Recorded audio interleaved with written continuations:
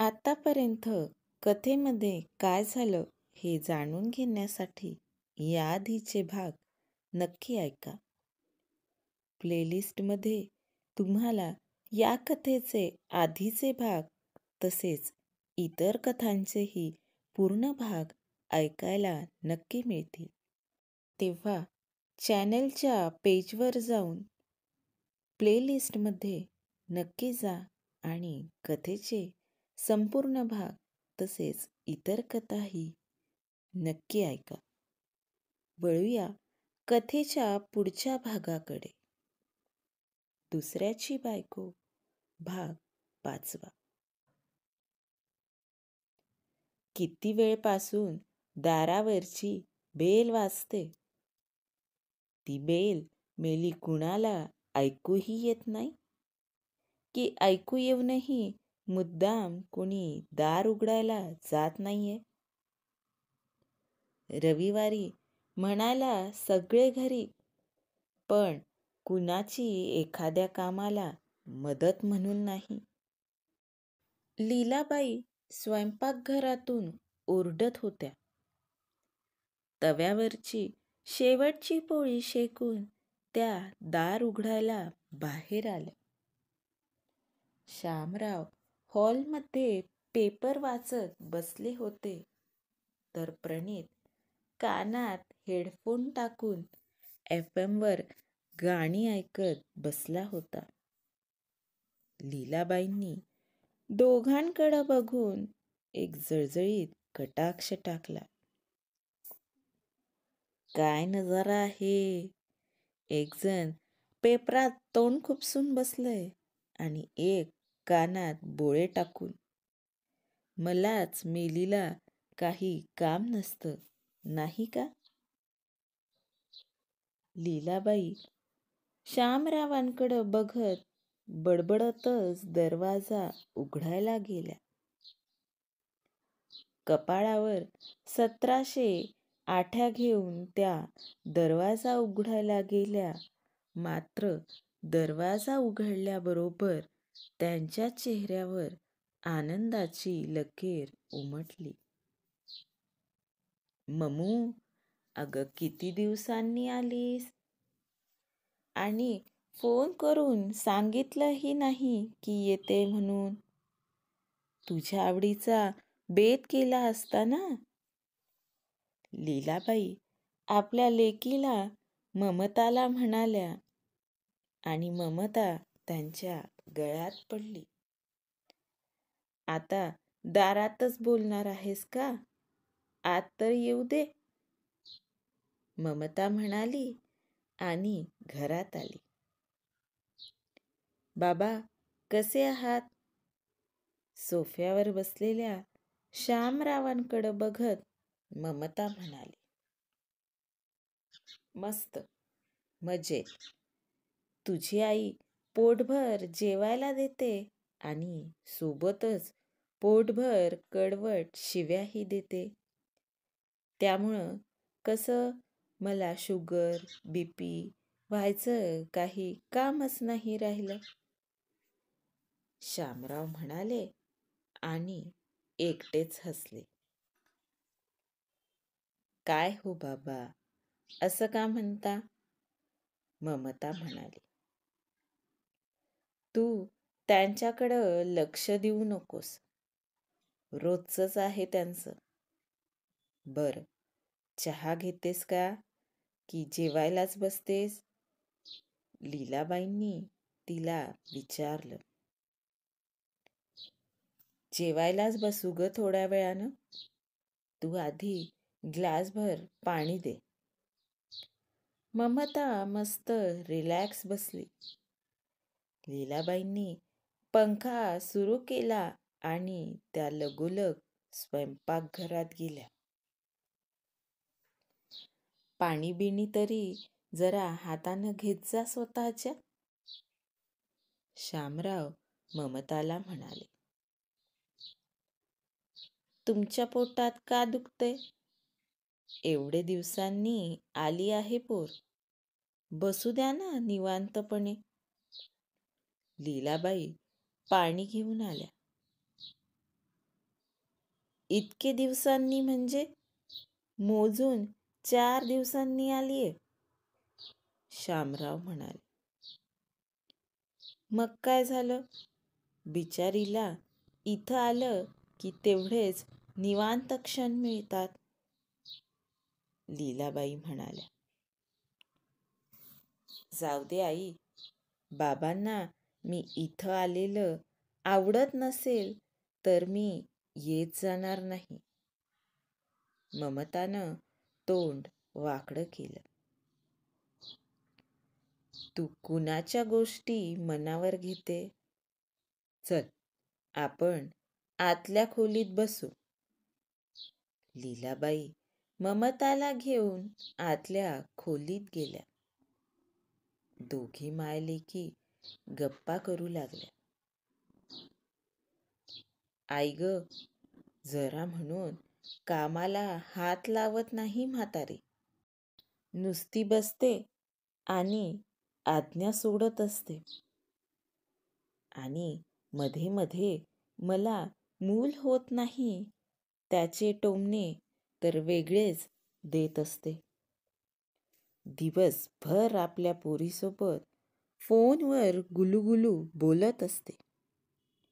घरातल्या सगळ्या बातम्या तिला पोचत असते. आणि मग तीही तिथून उंटावरून शेळ्या हाकत असते. बरं झालं गावात राहत नाही, नाहीतर माझ्या नाकात दम करून ठेवला असता तिनं. ममता तिच्या सासूला आणि नंदेला नावं ठेवत होती. काय ग बाई, चांगली हट्टीकट्टी आहे ना तुझी सासू? जरा घरात काम केलं तर काही बिघडतं का? तेवढेच आपले हातपाय कामात असले तर मोकळे राहतात. एवढंही कळू नये का तिला? जाऊ दे ममू, तू आपली येत जा इकडं. लीलाबाई आपल्या लेकीचं सांत्वन करत होत्या. गप्पानं पोट भरलं असेल तर आमच्याही ताटात तुकडे वाढा. नाही, एवढा रविवार आज, पण सकाळी नाश्ता नाही की काही नाही. थोड्या वेळानं शामराव आत येऊन म्हणाले, हो, वाढते. रविवार असला की दिवसभर आपलं चरायला पाहिजे. सकाळी नाश्ता द्या, दुपारी जेवण द्या, पुन्हा दिवसभर मध्ये मध्ये चहा सुरू राहतो तो वेगळाच. जरा म्हणून सवड नको आमच्या जीवाला. ऑफिस असलं की जरा बरं तरी असतं. हा माणूस रिटायर झाल्यावर किती त्रास देईल देव जाणे. शामरावांना शिव्यांची लाखोली वाहात लीलाबाई जेवणाची ताटं वाढू लागल्या. ममता नुसती बसून होती. अगं, जरा मदत कर आईला, तुझीच आई आहे ना, शामराव ममताला म्हणाले. बसली आहे तर बसू द्या ना, आता ती माहेरवाशीन आहे. बस ग मम्मू, जेवण कर आणि आराम कर थोडा, लीलाबाई म्हणाल्या.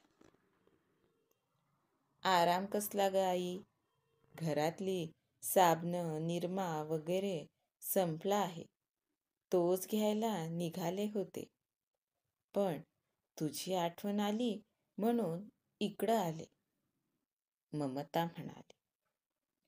बरं केलं आलीस ते, लीलाबाई म्हणाल्या. ए प्रणीत, काय झालं रे तुझ्या त्या इंटरव्ह्यूचं? जेवणाच्या टेबलावर ममता प्रणीतला म्हणाली. फोन करतो असं म्हणाले ते, पण अजून फोन वगैरे आला नाही, प्रणीत म्हणाला. अच्छा, तोपर्यंत अजून इंटरव्ह्यू दे ना मग. कुठं ना कुठं लागेलच की नोकरी. ममता त्याला म्हणाली. जेवू का? नाही, म्हणजे नेहमी खायच्या वेळेसच तुम्हाला सगळ्यांना हे असले प्रश्न सुचतात. प्रणित चिडला होता. लीलाबाईंनी ममताला इशाऱ्यानंच गप्प बसवलं. जेवण वगैरे करून थोड्या वेळानं ममता परत जायला निघाली. ममू, हे घे. यात साबण, निरमा वगैरे सगळं आहे. मगा म्हणालीस ना दुकानात जायचं. आता एवढ्या उन्हाची दुकानात जात बसू नको. रिक्षा कर आणि सरळ तुझ्या घरी जा. हे घे रिक्षाचे पैसे.